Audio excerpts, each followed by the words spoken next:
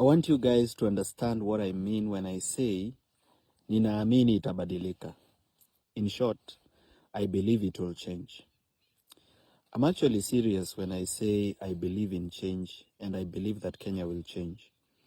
I know most of you have lost hope.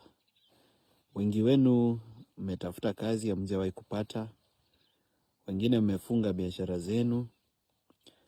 Wengine mmepoteza mali yenu. You've lost your plots. You've lost your pickup.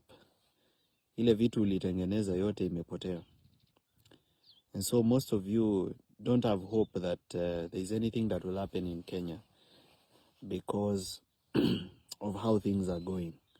You know, we have a president that owns parliament, and we should be worried that the president was able to pass that motion by 281 MPs. It shows that anaweza pitisha kitu yoyote, including a state of emergency. So it means anything he wants can pass through parliament with an overwhelming majority, and that's a very dangerous thing kwa sababu inamaanisha there are no checks and balances.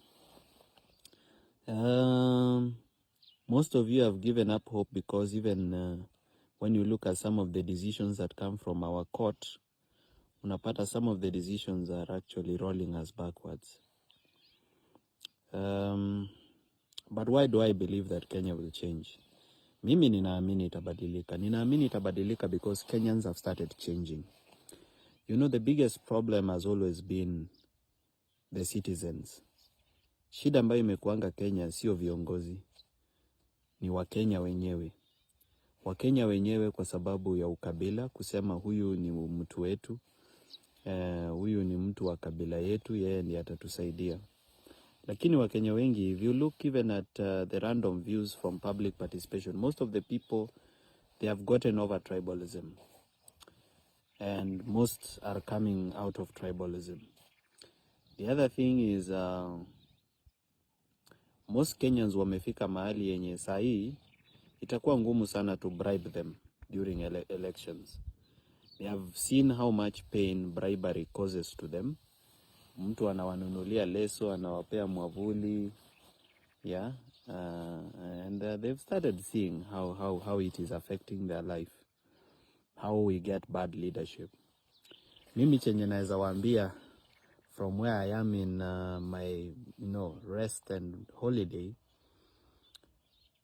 this is what I can tell you. Bad leaders come from bad citizens.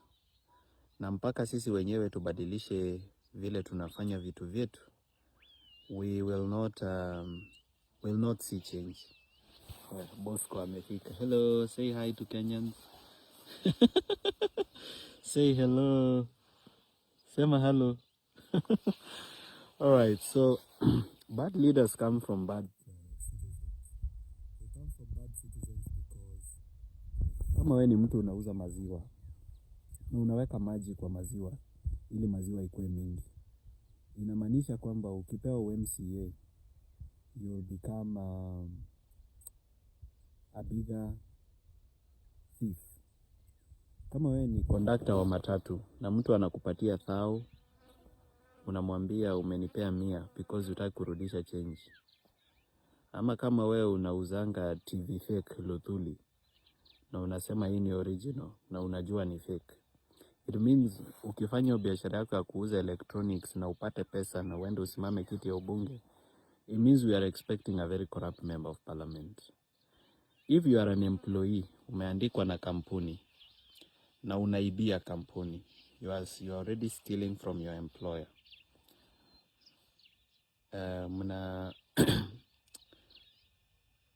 It actually shows that if you are given leadership, hata wewe utakuwa even more corrupt.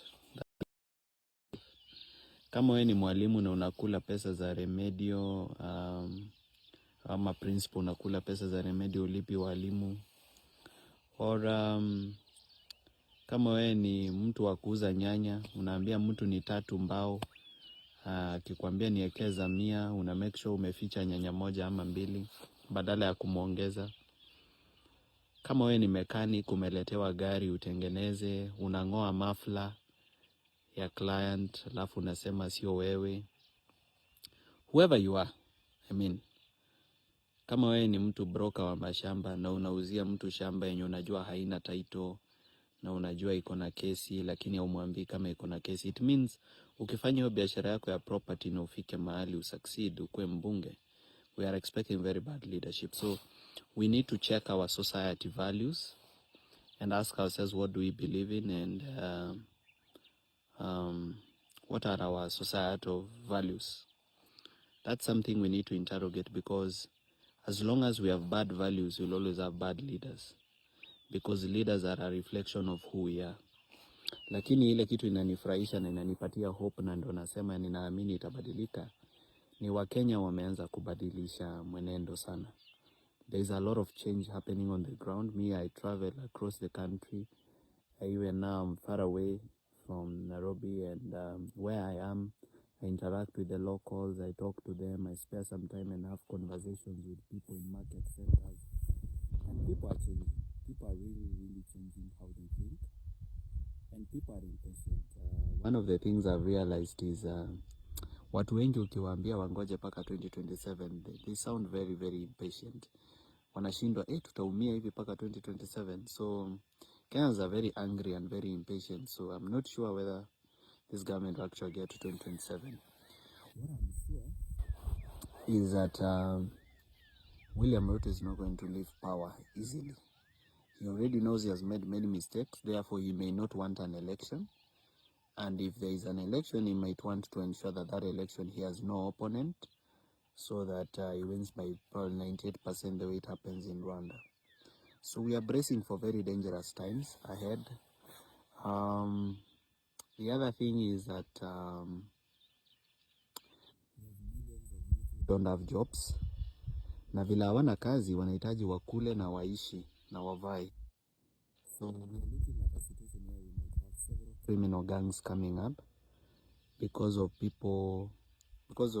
some criminal elements being able to use the youth, because the youth are available for use because they don't have jobs, they are not gainfully employed.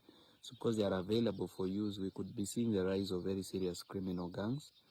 And we are in Haiti trying to save Haiti, but I think we might head the Haiti way unless the government comes up with a plan to give youths jobs, because right now there is no hope. Hakuna hope ya youths kupata jobs, and that's the truth, and it really breaks people's hearts. So there is hope for change in Kenya, but hope for jobs for the youth sioni, because the policies I see from government, they are not serious policies that will give youth employment. Most businesses are closing, so even the youth who already have jobs, we are going to lose them. Kwa hivyo kama Wakenya tuamke, tugutuke, kila mtu afanye chenye anaweza. This is something I always say in all my messages whenever I'm speaking to Kenyans. I always tell them, guys, hii kazi si yangu peke yangu. Najua mimi Morara, sometimes I fight until I get confused. Paka saa ingine mimi mwenyewe nachanganyikiwa ama nachoka. But kupumzika ni mbinguni. I promise you to remain very firm and a person of integrity. I promise that I'll never be bought or compromised. That's a promise I'm giving to all of you. Because actually even the history and the background of where I come from, sisi si watu wa kununuliwa. We are very firm with our principles. But what I can ask the rest of you Kenyans is, do what you can do. For the diaspora, the most you can do is make sure as your people at home wanawaitisha pesa for this and that, you attach conditions. The same way US ikitupea pesa huwa ina attach conditions to it. Attach conditions. Tell them we need change in Kenya. Talk to your families back at home. Talk in WhatsApp groups. For those who are providing funding for activities in Kenya, not just for me. There are many, many people doing beautiful, strong things, like Akio Mtata is doing many court cases. You need support, of course, printing papers and, even hiring lawyers for research. Support these activities. Send your $10, $20, $30, or if you have, God has blessed you with more, you can give. If you are here in Kenya, make sure you participate. Use either the skill that you have or the knowledge that you have. You are an IT guy, or you are a musician or an actor.